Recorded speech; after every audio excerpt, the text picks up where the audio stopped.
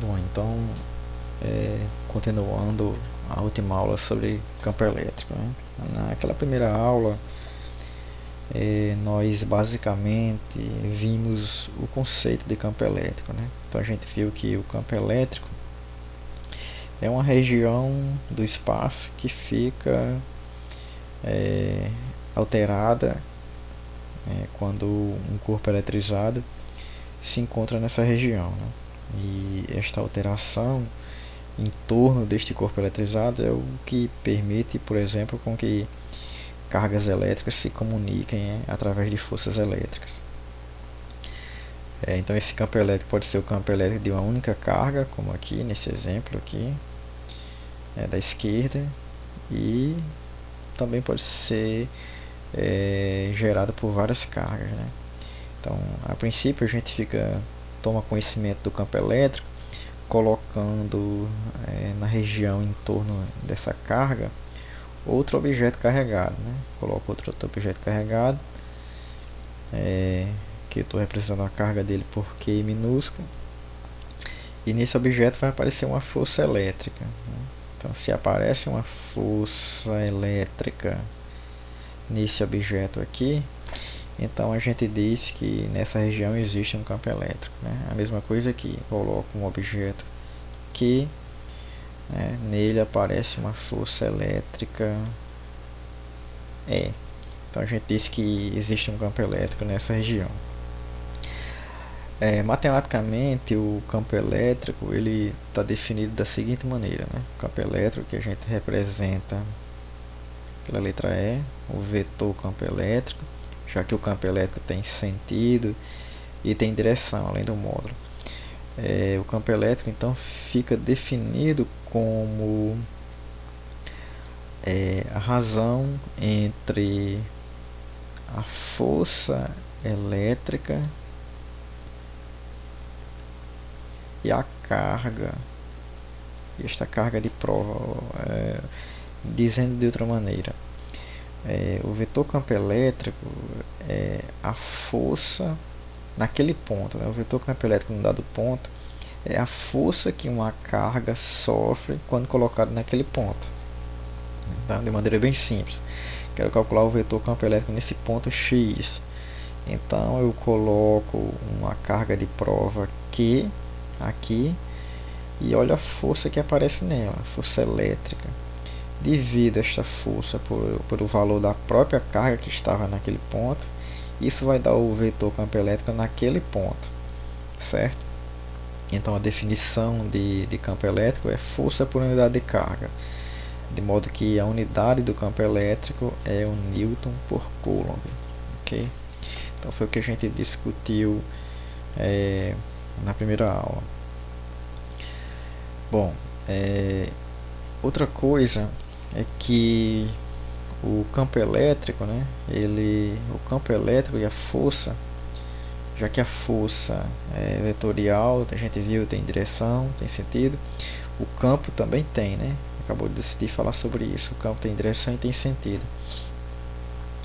E uma coisa que a gente verifica é o seguinte, é que se essa carga de prova, né?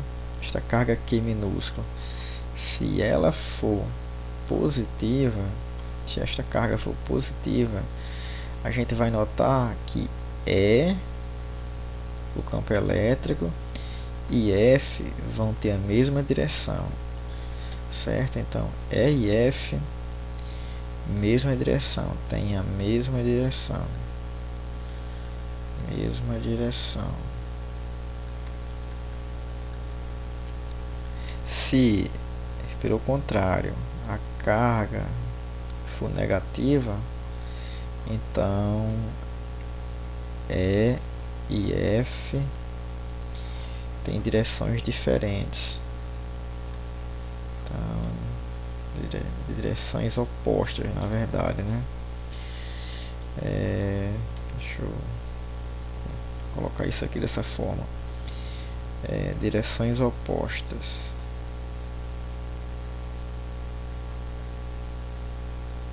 Pronto. Então é uma propriedade que se verifica. Então basicamente a nossa primeira aula foi para discutir isso, né? Bom, mas digamos que eu queira calcular o campo elétrico numa dada distância, num dado ponto, mas sem precisar colocar uma carga de prova lá. Então, como é que eu faço? Bom, para isso, a gente pode utilizar aí o conceito de campo elétrico de carga pontiforme, é disso que a gente está falando. Então, imaginei que eu tenho aqui as duas possibilidades, o campo de uma carga positiva e o campo de uma carga negativa. Então, essa carga de cima é uma carga positiva e a uma distância D dela, num ponto P, eu quero saber quanto equivale o campo elétrico, certo? A primeira informação que a gente tem é que para uma carga positiva, este campo elétrico ele vai apontar numa direção que é contrária à carga. Veja por esse desenho, o que é que eu quero dizer com contrária? A carga está aqui e ela aponta para fora da carga. Imagine que você pudesse colocar essa setazinha sobre a carga, ela apontaria para fora da carga. Então é assim que a gente representa o campo de uma carga positiva. Já o campo de uma carga negativa a gente representa com a setinha apontando para a carga negativa. Tá bom? Então são as primeiras observações. E como é que a gente calcula esse campo? Bom, o campo de uma carga pontiforme ele é calculado da seguinte maneira. Ele tem o valor de E, né, que é a letra que a gente representa o campo elétrico, e uma expressão um pouco parecida com a da força eletrostática que a gente viu no capítulo 1. Então tem que ter cuidado para não confundir aqui. Então vale K, que é a constante eletrostática, certo?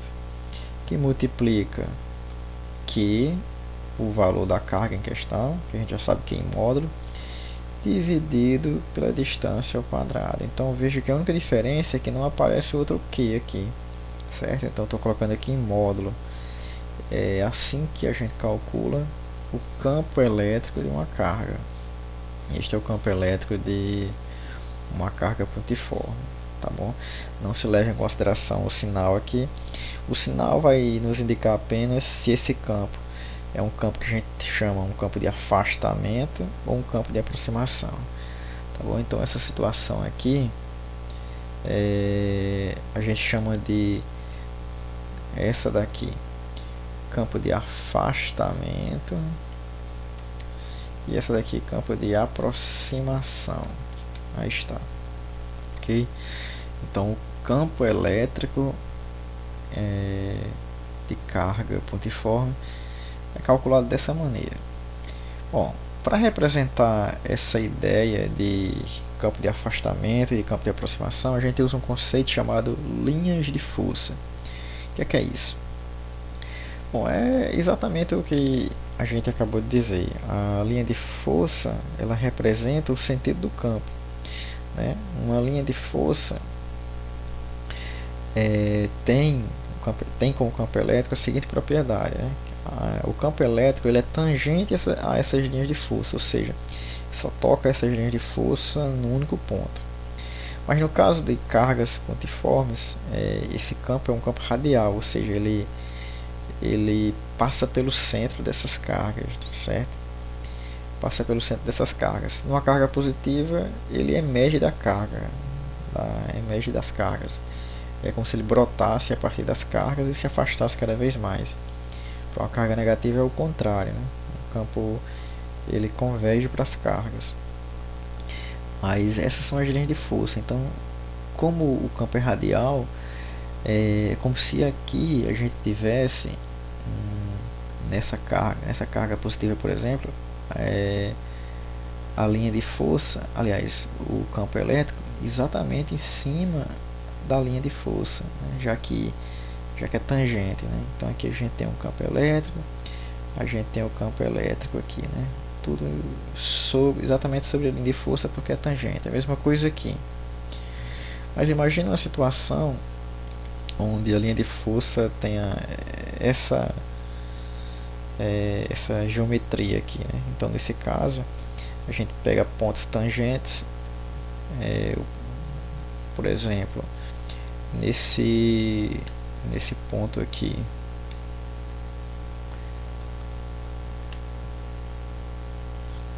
nesse ponto aqui, uma linha tangente seria isso aqui, nesse ponto uma linha tangente seria isso. Então o campo elétrico é tangente a essas linhas, tá bom?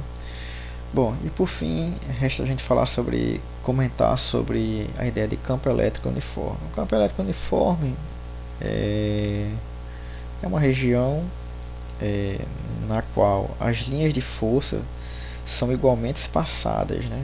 Veja, entre as linhas de força existe a mesma distância, né? São retas representadas aí por retas paralelas igualmente espaçadas.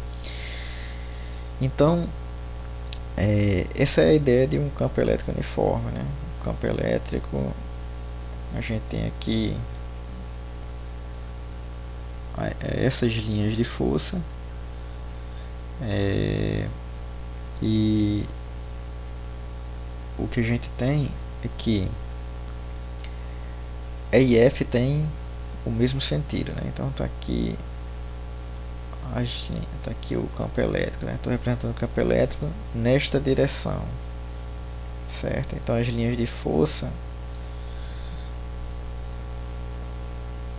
estão representadas aqui também.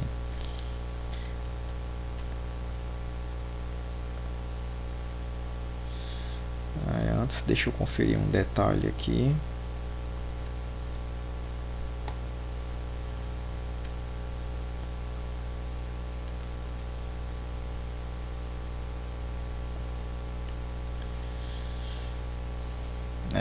Exatamente. Então aqui a gente tem as linhas de forças igualmente espaçadas, e o que vale é que o campo elétrico ele é o mesmo em qualquer ponto aqui, né?